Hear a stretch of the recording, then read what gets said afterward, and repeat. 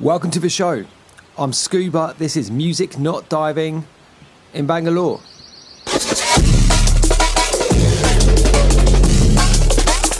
This is Music Not Diving with Scuba. Over the course of the last 4 years, we've recorded episodes in different areas of Europe, from Ibiza to Amsterdam. But when we were offered the chance to go to Bengaluru, aka Bangalore in India, well, of course, we absolutely had to take the chance. DJ El Cid was part of the original Hot Flush team. He co-founded the label with me all the way back in 2003 and was part of the early years of the label. He is living in Bangalore now and invited me to join him for a party he was starting called Ends and Means. Of course, while we were there, we absolutely had to take the opportunity to interview a couple of the key figures in the Indian techno scene to try and get a feel of what is going on in one of the most exciting places in global dance music right now. In this episode, we welcome Kohra, a absolutely key figure in Indian techno right now. He runs the label Qilla Records and has a lot to say about the history of the scene, his involvement over the last 15 years or so, the development of Indian dance music as a whole, just the way the whole scene works in India right now, and the way that it fits in to the wider global dance music scene. This is a great conversation with one of the key figures in Indian dance music. So let's head over to the studio and check out my conversation with Kohra. Kohra, welcome to the show. How you doing? I'm very well. Thank you for having me. It's a pleasure. Absolutely. Thanks for coming. So this is the first ever episode of Music Not Diving in India. Yeah. I'm not a very well-traveled person in this part of the world, actually. This is I think the third time I've been here ever, but the first time was like 22 years ago. Oh, wow. And the second time was actually in 2024. I was supposed to play a festival and the festival got cancelled, so I just spent basically a week in Jodhpur on my own, which was actually quite fun, actually. Yeah. Why don't you just take a moment to introduce yourself to the audience? Like, who are you? You know, where are you from? What's going on? So my name is Madhav and my artist alias is known as Kohra. And born and brought up in India, been doing this for almost 25 years now. Also run a label called Qilla Records, also based out of here, which started out in Delhi, and now we run from across India because there's a few of us. And in a nutshell to start, that's pretty much it. Qilla with a Q. Qilla with a Q, yes. Yeah. And not a U after that. Yeah, right. No, exactly. Yeah. And you're based in Goa at the moment, is that right? Yes, I moved there about 6 years ago, so I'm based out of there now. Okay, so Goa is, I suppose, the place for maybe ignorant European viewers of this podcast. Like, Goa will definitely go trance, all that kind of stuff. The first time in my aforementioned first trip to India in 2002, we went to Goa and did some of that kind of like Goa trance type stuff. Yeah. Talk a bit about Goa now. Like, is it still a sort of a musical center place? Like, what's the deal? Does it still have that kind of sound associated with it? Like, yeah. So, incidentally, one of my first raves that I ended up at accidentally was in 2000, and I didn't really know what to expect. And that was my first experience of a really raw rave, which was, completely just organized in the wild, and this place called Bamboo Forest, and it was probably one of the most liberating, amazing experiences I've seen. Okay. And of course, the history and everything else is very much true, but it's just, I think, over time gone from being that paradise for psychedelic music and freedom and the whole hippie trail to now just being a lot more controlled by the government and by the police and stuff like that. It's a bit of a shame that we don't have outdoor venues as many as we did earlier. You could basically just do a party anywhere on the beach back in the day, and now yeah. I mean, was there any sort of licensing associated with that stuff back then, or was it just kind of just turn up and people just knew what was happening, and it was a little bit of business for a small village because Goa is not really a full-blown city in all parts, especially where these parties were happening. Yeah.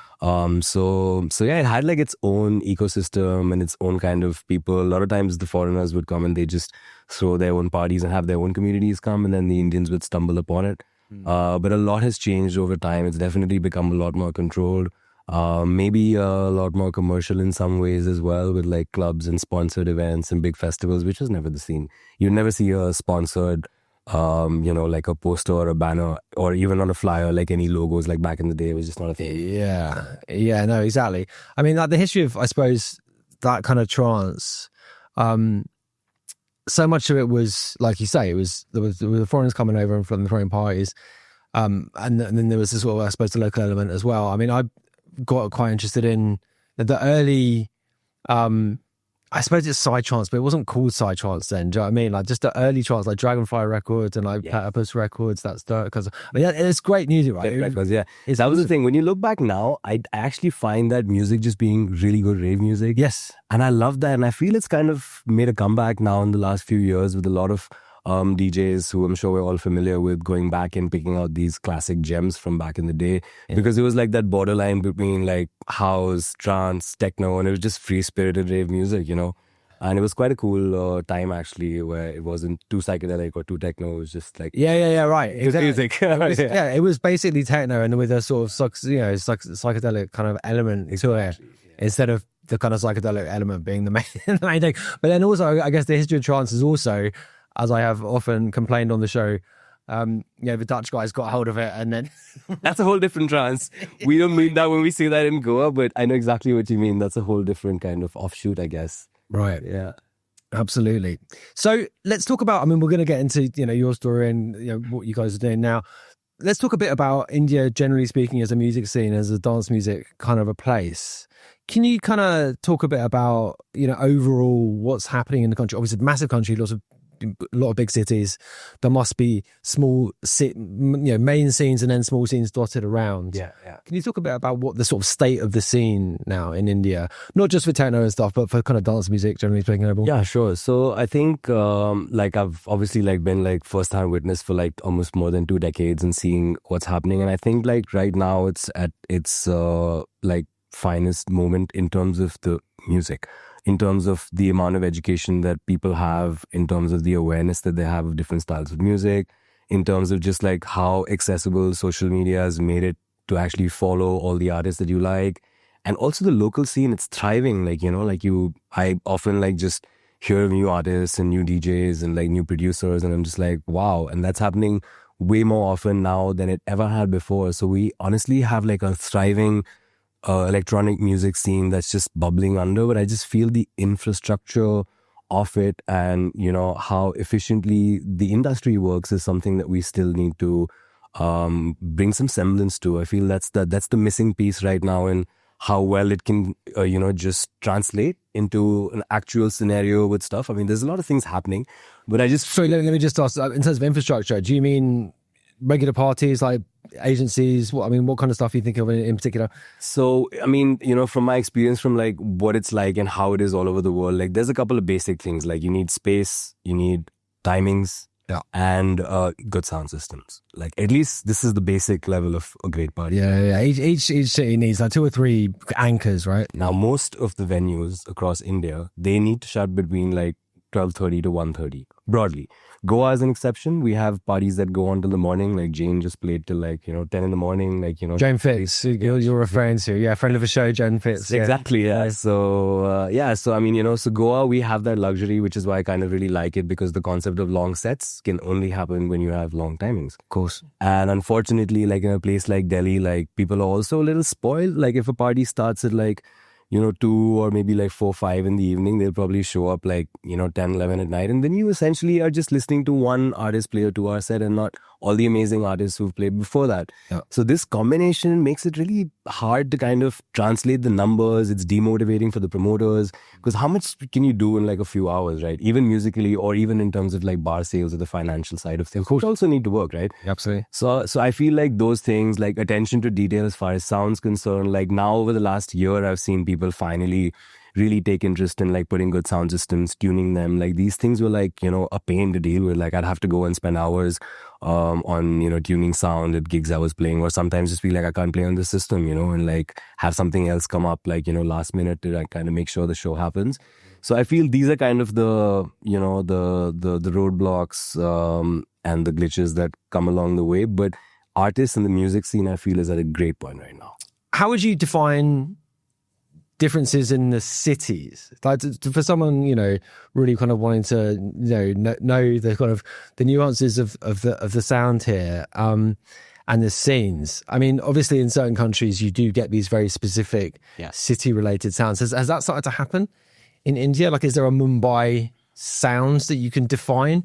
Or is it sort of coming up together? Because I mean, that's another a feature of the way music has developed in the last 20 years is that everything is much more online, everything is social media based, and what you get is less of that local thing happening. So how has this happened and how has this kind of developed in India, would you say? So I feel it needs to balance out because like I was saying earlier, like often the rules and regulations and how things work for traveling international artists is like very different from how Indian artists are like treated oftenly. So I feel like there's a bit of a disparity there. In India? In India, sometimes I feel this, not across the board, but I do feel that there's some of that which is, I think, now coming to change. And in terms of cities, I feel we've gone through a bunch of phases. Like there were cities that were like really amazing for dance music, like maybe like a decade ago. Like Chennai, for example, is a city I used to play in really often, and it had a really thriving techno scene 10 years ago.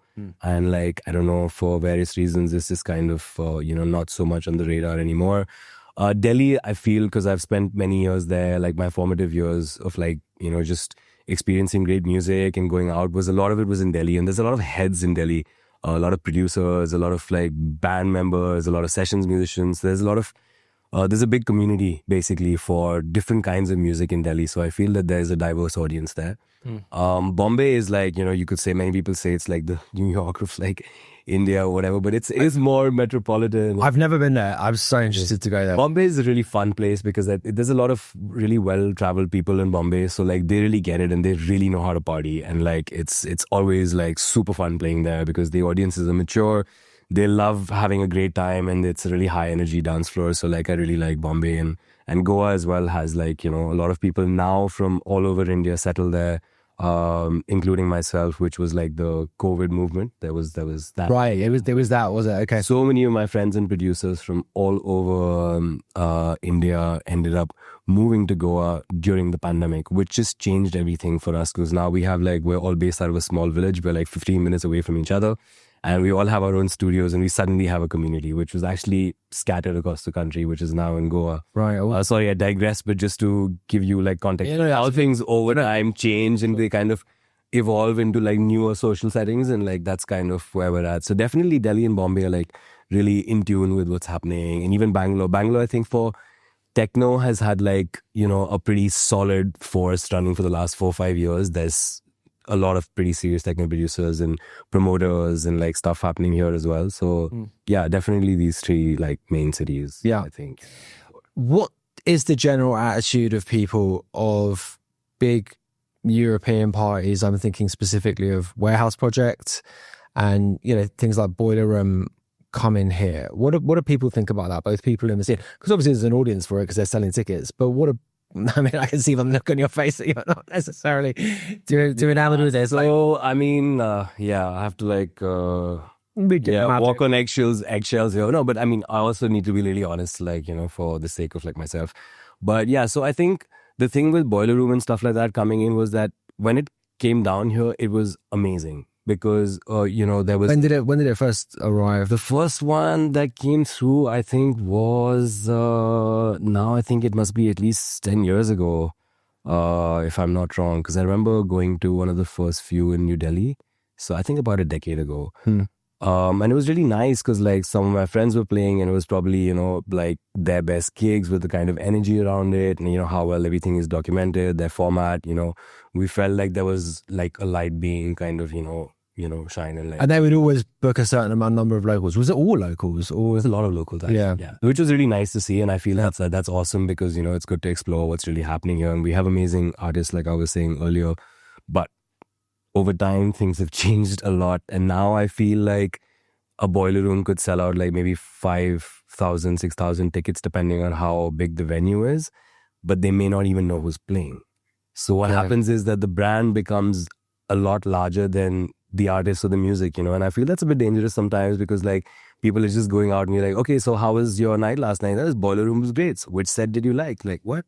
And I'm not saying everyone, don't quote me on this, but I'm just saying like there is this community that's come up as well, so like that's it's a hype thing, right? Yeah. Amongst people who are not necessarily music people, right? People want to go, exactly as you say, like people want to go because they want to, maybe even catch a glimpse into themselves on the thing, I mean, that whole thing, God, I mean, as soon as it became clear Yeah. So I played quite a few. Well, I played a few times in the very, very early years of Boiler Room when it was still at like Corsica Studios and that. As soon as you realised that people had that in their head that they could actually get in on the camera, do you know what I mean? That immediately is just sort of corrupting aspect to the whole thing. And you're so right, because it's funny. When they came down here, I did 2 of them, and one was in Bangalore, which was really packed and it was like amazing. And then there was one in Delhi the next day, but the one in Delhi wasn't being filmed. But I had everyone like behind me, just like really ready and like all for the camera. And I was like, do you guys notice that there's no camera in the room? But so you're right, it's absolutely true. Yeah. They didn't film it. I didn't know they didn't I didn't know they did ones that they don't. Yeah, so they do a tour and then they'll film some of them and then they'll just do a gig and not film some of them as well. Okay. At least that was what happened here. Okay. And what about stuff like Warehouse Project? I mean, that's kind of a legendary name in the UK now. I mean, they've been doing it for, I guess, nearly 20 years. Yeah. Actually, I mean, Rich McGuinness from Warehouse Project has been on the show actually for a while back. They've not been without their criticism though in Manchester. Like there's a sort of, I'm not sure if this has died down a bit now, but definitely at certain points there was a feeling amongst certain people, other local promoters, that they were sort of dominating the landscape a bit too much. And like, I suppose it was an early example of like big events taking primacy over smaller clubs, basically, which is, I think, across the world, a kind of regrettable trend as I would see it. What do people think about that kind of stuff? I mean, and I suppose it's a peripheral question, big events versus clubs, because when you were talking about sound systems, that's the sort of club infrastructure you're talking about. But the kind of festival big event thing has sat alongside that everywhere, basically. But tell me what you think about, I mean, that's a lot of broad stuff I've just thrown at you there, but that's like, I have it all in mind. So to start with, like, for example, like Warehouse Project, it was really nice to see that they came down here and it was a similar format. They did shows with a great lineup and stuff like that. But from my understanding, and I could be wrong, I don't think the translation in terms of like tickets or the scale that it exists at was like completely justified 100% in India. Essentially saying that they had lesser numbers, I feel, compared to a Boiler Room. But then again, a Boiler Room is something that's been exposed in India for like I said, 10 years. Yeah. So I feel like, it's this is something that is the case anywhere. Like, a brand takes time, or an artist or a style of music takes time to build over time in a particular country. So I feel like only when you do things a few times and people are aware of it. It's the same thing with artists. Like, maybe there's a great gig and there's a few hundred people, and the next time the artist comes, like, they're like, oh, you got to check this out. And then you kind of build that audience around whatever you're doing, whether it's a Warehouse Project or a Boiler Room or whatever, or just another festival. So there's a lot of this. We have tons of festivals that are coming in here from everywhere, like, whether it's a digital or it's an Awakenings and things like these larger brands. There's a lot of this that's been happening here for a long time now. But like you said, it does take a toll on the small ecosystem, which is really important to the clubs and stuff like that as well. So absolutely, yeah. I mean, I think particularly my observation of it in Europe, in the UK, has been more that like the younger audience sort of associates this music with those big events. And actually, from a, someone say old fart perspective, I wouldn't want to use that exact terminology, but you know what I mean? Yeah. Like the natural habitat for me for this music is a dark room with a sound system in it. Exactly. And I refuse to accept that this is some kind of like boomer mindset. I just don't think it is. I think it's just, that's reality, right? That's how it's best enjoyed. Like, exactly. But is that the same here? Is it the younger generation are of that mindset, of a similar mindset to that? Do you find is that sort of how it breaks down, or is it a little bit different? So there's a bit of truth in it and a bit not. And I was just having a chat about this earlier today as well, that a lot of the younger generations making the effort to kind of do their homework and their research, and they're more open to like intimate club experiences and things like that as well. Because like at the end of the day with the festival, yes, there's a huge market that gets attracted to the big scale of things. But also there's a certain intimacy and a certain like privacy and a certain like more realism in the club setting and that environment, and where that if it's like 100 people, like you're surrounded by people who are there just for the music, And that's something that you may not be able to get as much at a festival experience. So I do feel that now with so much exposure, like the younger generations like making the effort to do their research, because it's easy to do research and figure out where you belong. And I feel that's good, because that kind of demarcates like, further down, like where you want to kind of go. Like, there's always a gateway to the scene, and then you find where you need to go from the gateway. So I hope these things help, Yeah, I mean, that gateway aspect is one which we've talked about a fair bit on the show. More specifically, actually, with the EDM boom of the late 2000s, early 2010s. Yeah. And that was always talked up as, well, a certain amount of these kids were going to like Derek Carter eventually, right? And Exactly. that sort of happened, but I think probably not as much as people. Well, some people expected to, some people hoped. Yeah. I suppose. But I suppose there is the element of it. Just being, I suppose, exposed to the culture to some extent, is a positive. But I mean, it doesn't always quite work out, like that. Yeah, true. Let me ask you about the this peripheral to the boiler room thing. Obviously, there was a pretty sustained effort at boycotting not just Boiler Room but Superstruck festivals over the course of last summer, because of the KKR private equity ownership and various issues around that. Yeah. Was that a thing here? That was a thing here as well, in bits and pieces, and there's been some backlash as well for a lot of that, as much as it's been globally. Also with horror and things like this coming in, there was a lot of backlash there for different reasons, and so there has been a lot of this happening here as well. Quite like in Europe, but then again, like slow and steady, a lot of these major corporations are just kind of absorbing so much that it's really difficult to kind of pick and choose, or like at some point just like not be associated at all with them. But there was some noise about it here for sure, 100%. Yeah. I mean, it's going to be an interesting one this summer to see the extent to which it endures, right? Because I mean, global politics march on. There are other things to be angry about. People's attention spans unfortunately are short. So I don't know whether it's an interesting one to see how it develops actually, because I mean, young people are obviously politically interested in various things, and kind of student political activism has been a thing over decades. But and music, and this music in particular, has always had a bit of a political angle. I mean, there's a kind of ongoing, back and forth about the extent to which that's. I don't think necessarily. I think everyone accepts it to an extent, but the extent to which that was, the main part of it. I mean, how much is that? How much is the kind of politics of dance music talked about here? I mean, exactly. That's the exact facial expression I would have if someone said that to me. But I mean, it's a little unique here. Like, so there is a lot of conversation in India as well about the politics, and we're like, often like surprised by like all the things that are happening, but we're very well informed, and it's pretty easy to be now, with social media. We're just like having access to all the right sites and stuff like that. But it's a very strangely different ecosystem. Like, for example, just to give you context, like when I started out, we didn't have any warehouses. We didn't have any clubs dedicated to this music. So where were the parties happening back in the day? There were either psychedelic raves in the forest, which is a completely different situation. And the only clubs that were playing this music were 5-star hotels.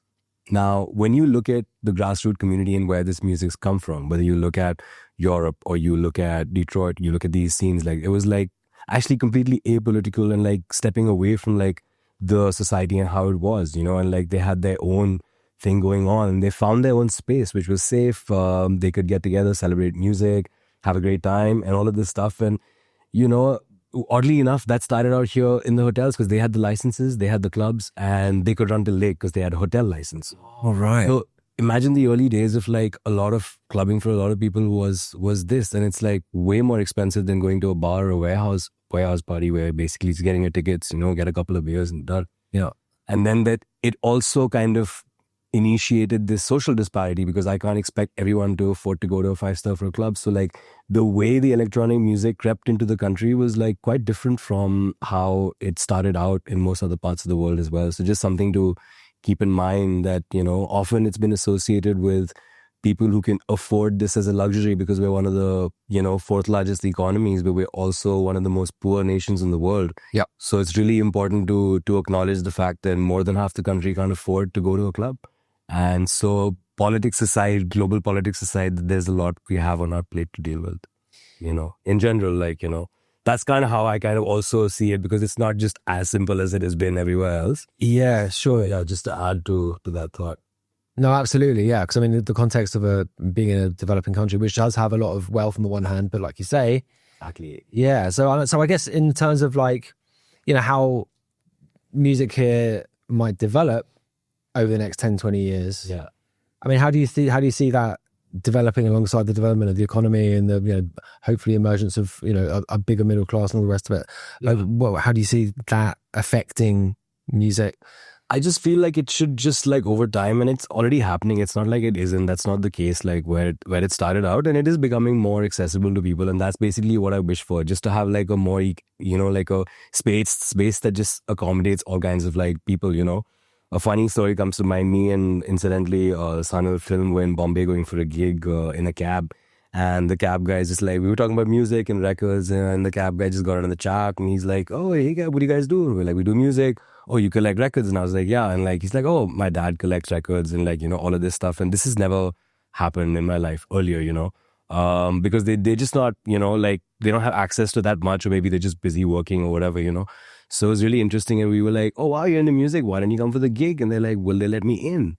And me and Sanal at that point just had this like moment where we're like, wow, like this. Being from a kind of social perspective, right? Exactly. And that's when it hit me that, wow, like are we living in such a big bubble that someone, just because they drive a cab, think they just can't come and celebrate music while he has a bunch of records that he listens to at home. So there's all these grassroots level problems as well, which is important to keep in mind when you're considering an ecosystem like India, I think. Right. Yeah, of course. Because I guess the class system here is very much the same thing, right? Yeah. So the hangover still exists from our past. So I just hope for that to kind of change. That'd be kind of nice.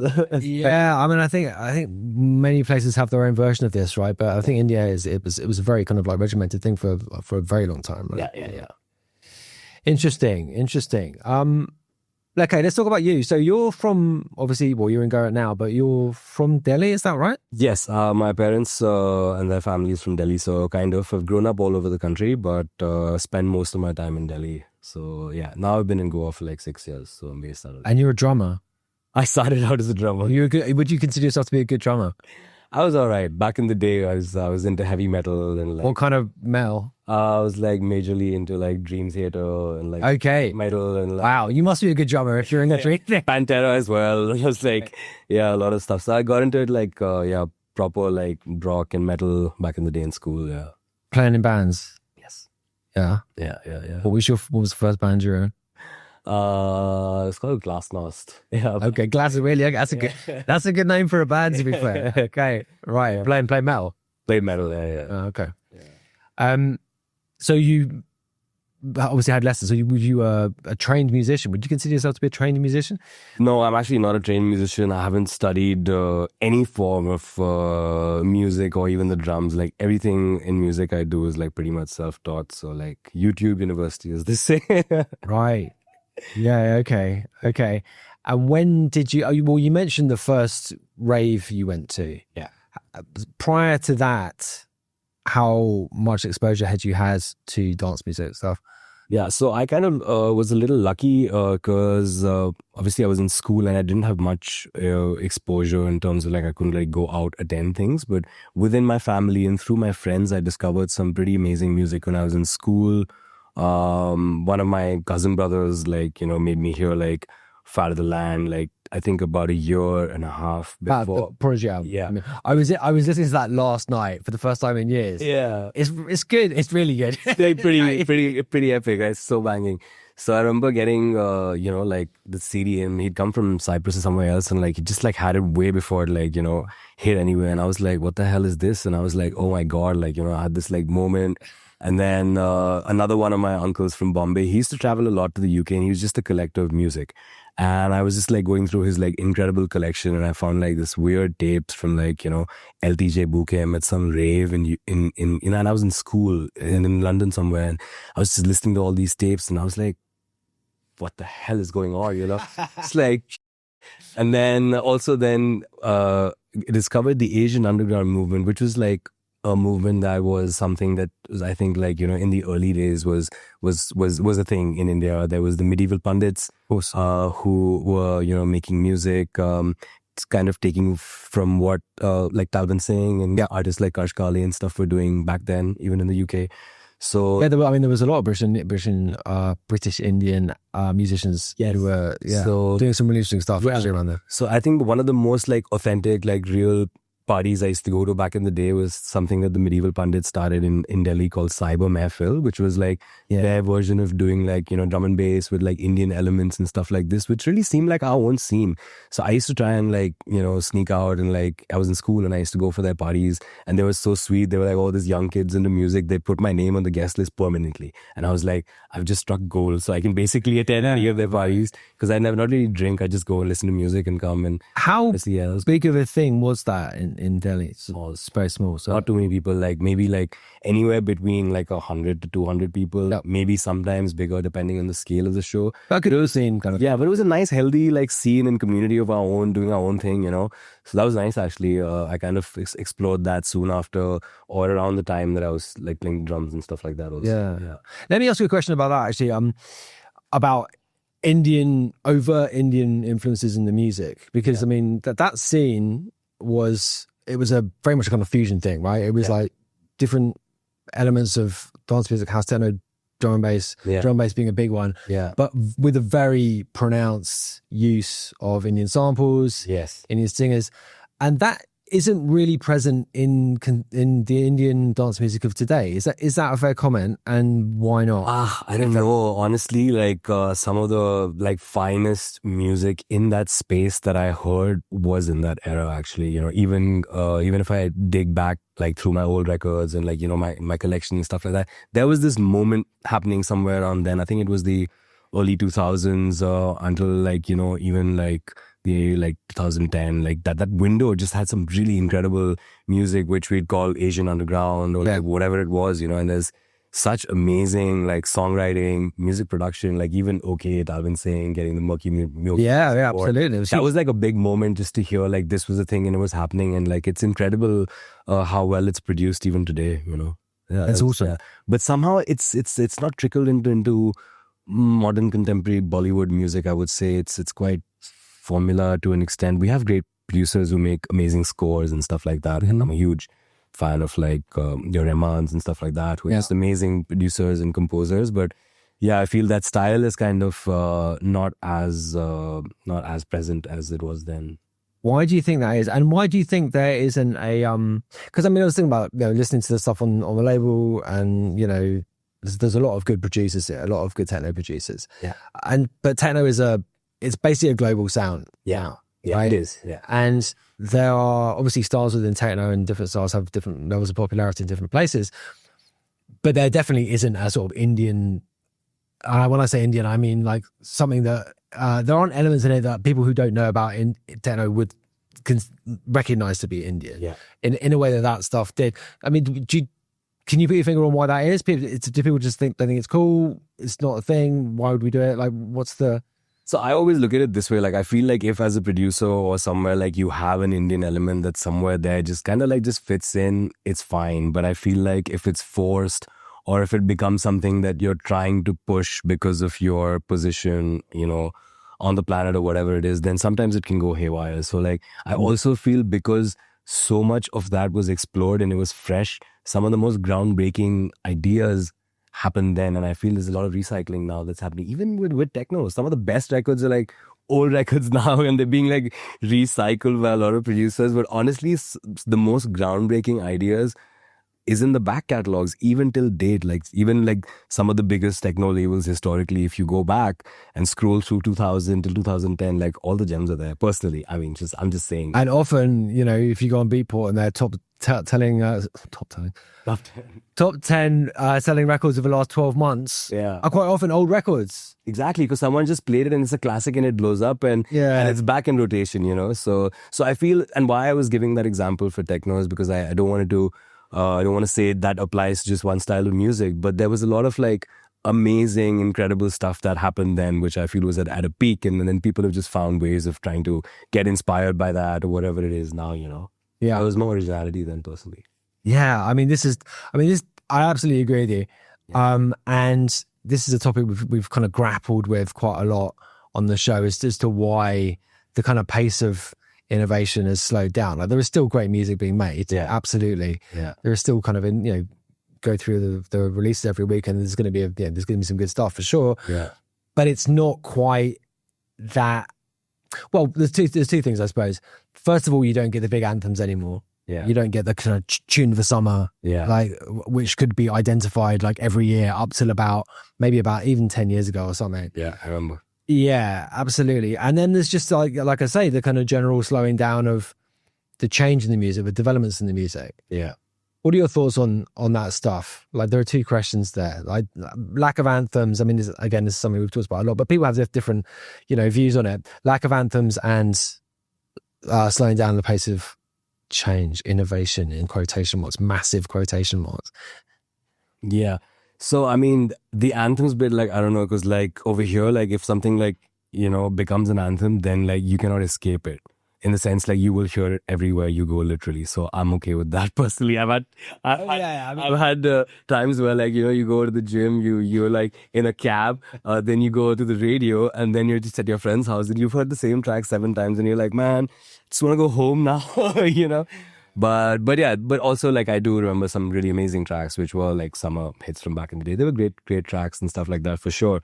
But I don't know. I think lack of innovation is it's something that kind of like I'm seeing across a lot of different styles to some extent. And I also feel like some of the more groundbreaking artists that I actually like today, whether it's Indian bands or even bands from all over the world, have somehow found a way to capture a point in time and revive that sound.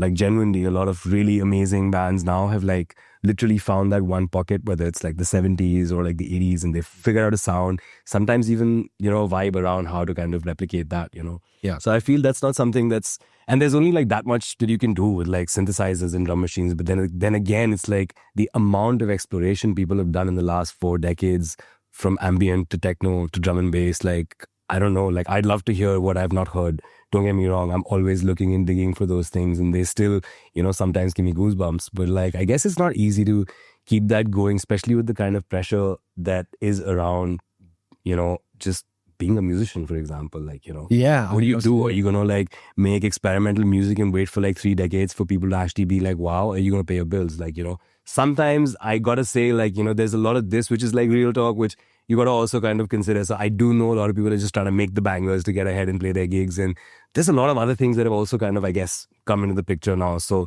you can't really say, but I do agree that for various reasons, let's say, there's definitely some amount of lack of innovation, which can be pretty frustrating for sure. Yeah. I mean, a good friend of mine whose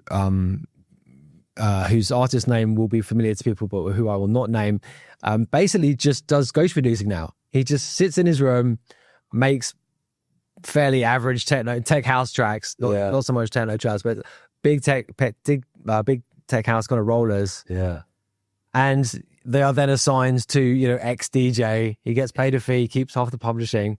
He's going to be very angry. We'll talk about this. I'm not going to name him, but I mean, he's making good money out of it. One of the first tours we did with someone I'm not going to name as well, who was a great producer and became a friend, and then suddenly dropped off the radar for like 5 years. So I just ended up messaging saying, "Are you okay? It's been a while. No music. You're putting out like 5 tracks a month, and like, dude, I'm ghost producing and I'm making the best amount of money. Yeah. I don't have to like promote my gigs. I don't travel. I chill, and I'm getting paid shit tons per track." And I'm like, okay. He's releasing music. Like, Yeah, There's plenty of music. It's not under his name.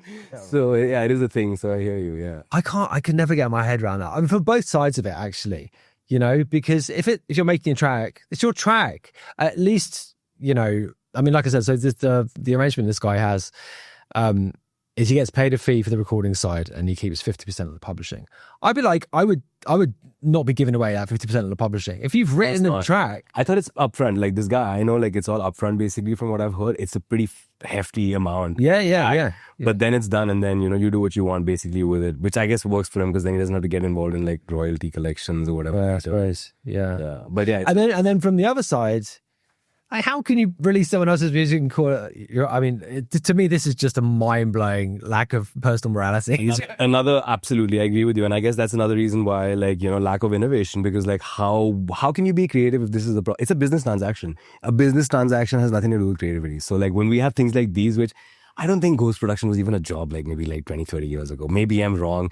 Assisting, collaboration, maybe. Maybe the engineer did like a bit work or whatever. Insane. And isn't it embarrassing if someone actually sat down and asked you how you made a track that you've not made, like, how would you react? And you see it on social media, these people who basically, whose their whole feed is like, you know, playing out maybe on the beach. Yeah. And then there's one in some huge studio with a massive SSL desk. Yeah, just putting the finishing touches to my new track. Yeah, like, yeah, right. Nice. Good photo up there for the 1 hour studio rent. Exactly. Good. Exactly. Okay, you spent some time in Melbourne, I believe, studying. Yes, I went there to study design. So I did a degree in communication design while I was there. Okay, what roughly when was that? What years? 2007-ish. Around Oh, okay. Yeah, I finished school and I went there.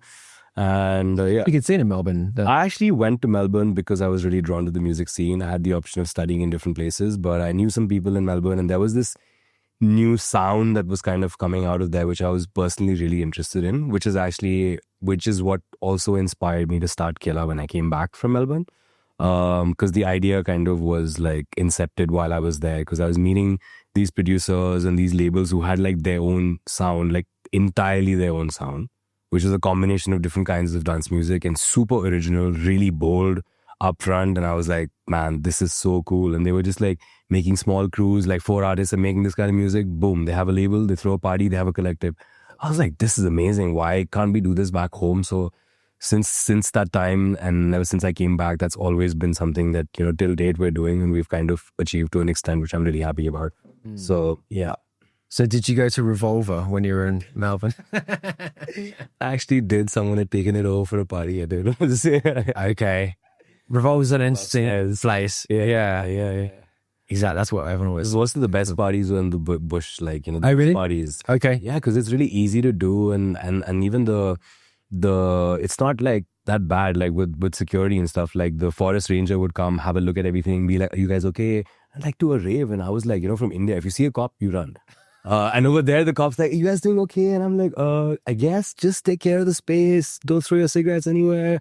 Have a good time, guys. And I was like, wow, that's the kind of, you know, one person per few square kilometers would come and check in and be totally okay if you didn't like damage the area or like. Sure. The rule was once you leave, it should look like you never were here. Right. That's fair, right? Well, That's totally fair. So, you know, everyone would just get together, clean up if there was any mess, and just that was it. So, and the music scene was really good. Like, they were like doing these trance parties and booking like techno artists who were like playing psychedelic music and just curating really bold lineups in Australia in like that time. And I was like, wow, like for me, that was quite like futuristic to not program based on any genre at all and still have a great rave happen. Yeah, I mean, that was going to be my question. Like, what kind of music was getting played at bush raves like that? There was like, that time, like there was like obviously like regular like psytrance, and the labels I was into was this label called Xenon Records, which started out their own style, which later became Xenon-esque, Sensi and Tetrameth and all these guys. There was another label called Open Records, which was more like the Casey Taylor deep rock kind of sound, you know, but also a bit designed for the bush, more tribal,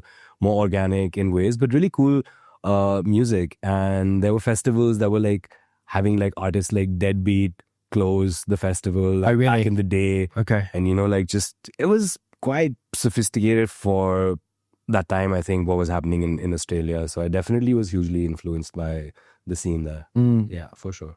Yeah, that was a good period for it, I think. I mean, I first went over to play a couple of years later after that, but was kind of impressed, really. I mean, they have a kind of good sort of festival circuit, but then also kind of clubs and like you say, like yeah. It's a good scene. Healthy. Definitely. Yeah. So, tell me about Jalebi Cartel, if that's the correct pronunciation. Yeah, Jalebi Cartel. That's almost there, yeah. So Jalebi was actually the first band actually not the first band that I was part of, but the first electronic kind of outfit that I was a part of coming out of India. And I just kind of gotten in DJing. I was super young, still just around finishing school.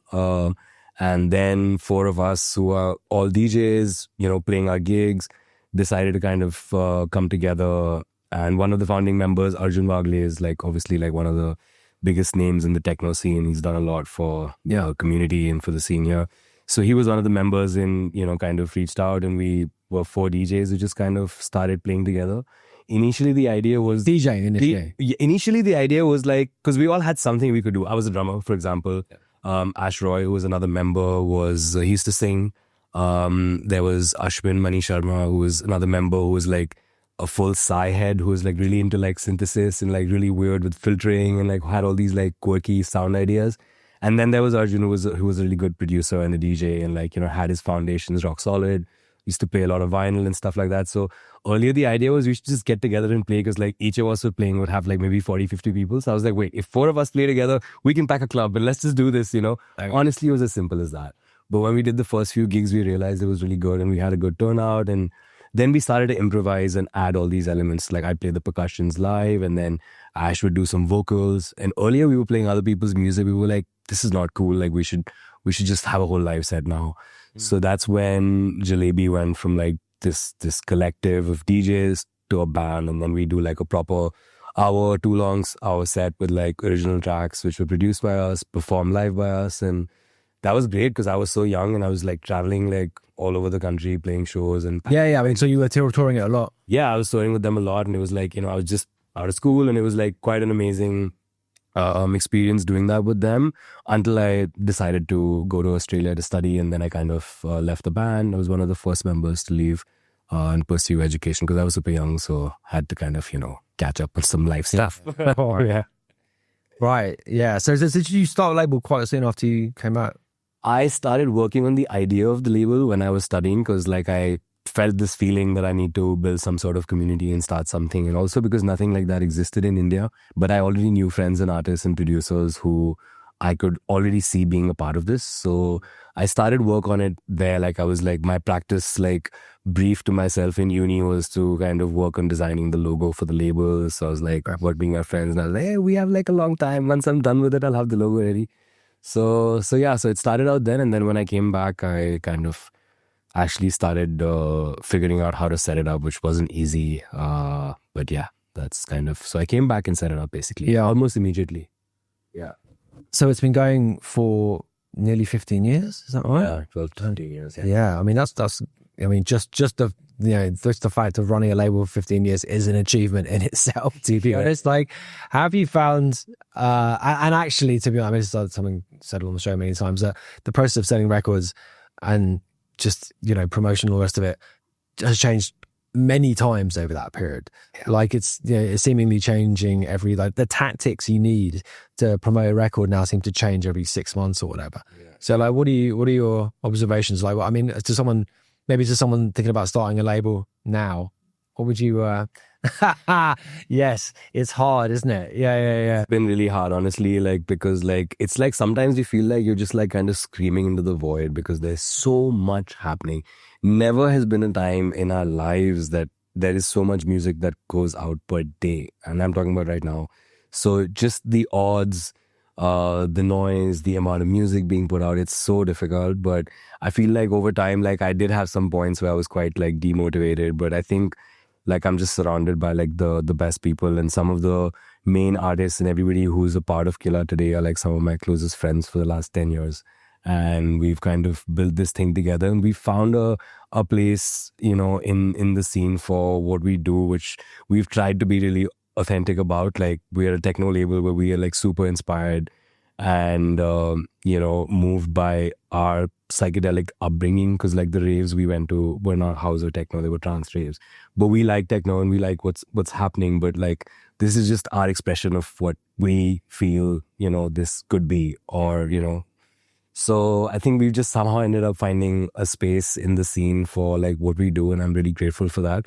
But it's taken us more than a decade to actually find that space and exist in it the way we'd like to. So yeah, it's taken a while. I mean, one of the things that's happened in our experience over the last couple of years is streaming's really fallen out of the business for us.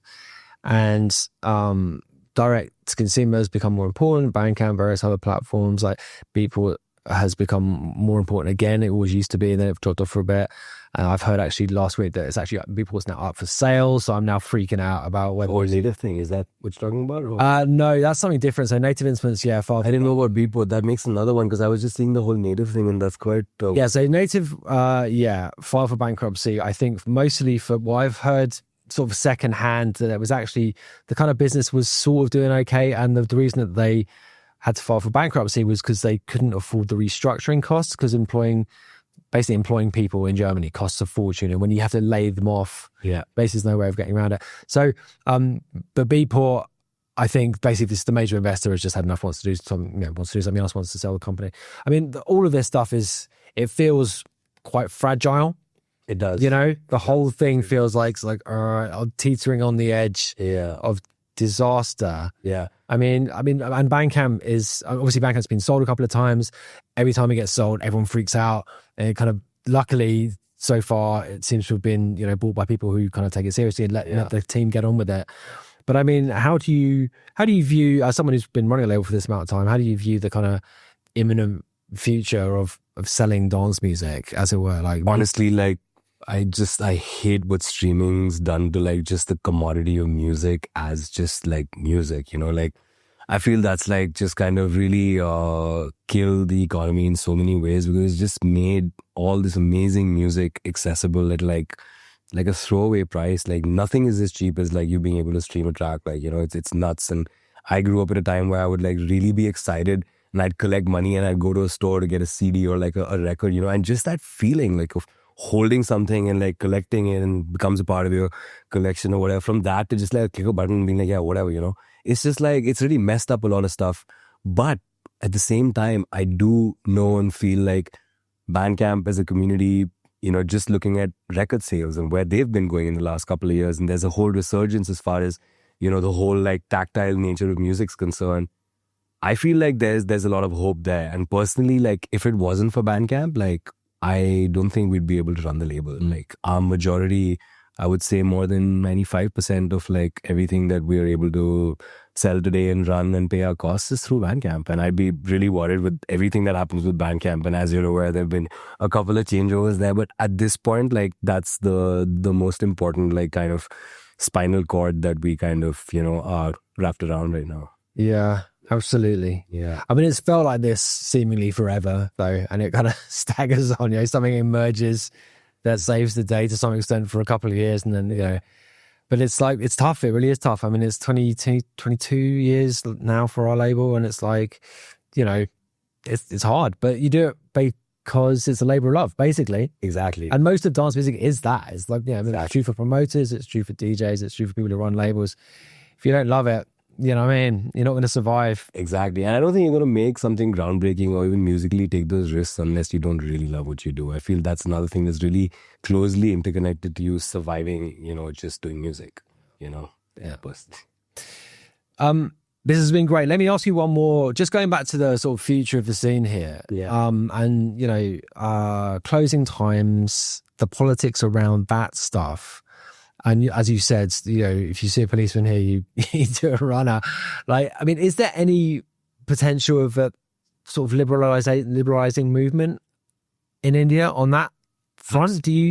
I feel there's so much scope, honestly, because I see examples when I look at how a UK or how, in the Europe, like, with the nightlife commission, for example, So I have friends here in India who've been trying to set up a similar body, which basically can help sit with the police, help sit with the government officials, and kind of really have this conversation. Because like the job of like the police, for example, should be to keep our like people and streets secure. And if we were given an extension of time, say till 4:00, across the cities, every night that those clubs are booking those artists, like they can make like 3 times the amount of bar sales, for example, that they could do otherwise by shutting at 1:00. It would really help the community. It will help like us at a social level. It would really boost the nightlife economy. And I'm all for like regulations, but regulations that can also help expand and help us grow as a scene and as a community, And also there's like a bit of hypocrisy, because like if it's like a religious gathering, then you could be blasting it at 12:00 or like 1:00 outdoors. And that's fine, because like no one's going to say anything. But like if we're doing a rave, like, oh my God, that's hell's work. So gotta shut this down fast. And I'm like, what is this hypocrisy? If we are okay with doing a religious gathering or doing anything like this till the morning, then like, why can't we do a rave? Like, how is it different for me? Like personally, like I feel like we have the awareness and the understanding to do all of these things, which would really help. But I don't know, there's a lot of like red tape, like, just a lot of politics involved. But with all of these things in place, we could honestly have a like a really thriving, kick-ass like dance music scene, you know, in India, which we already have. But with that, it would just go through the roof, I feel. Yeah. The icing on the cake, Yeah. basically. Basically, yeah. Listen, man, thanks so much for coming on. It's been great. Thank you for having me.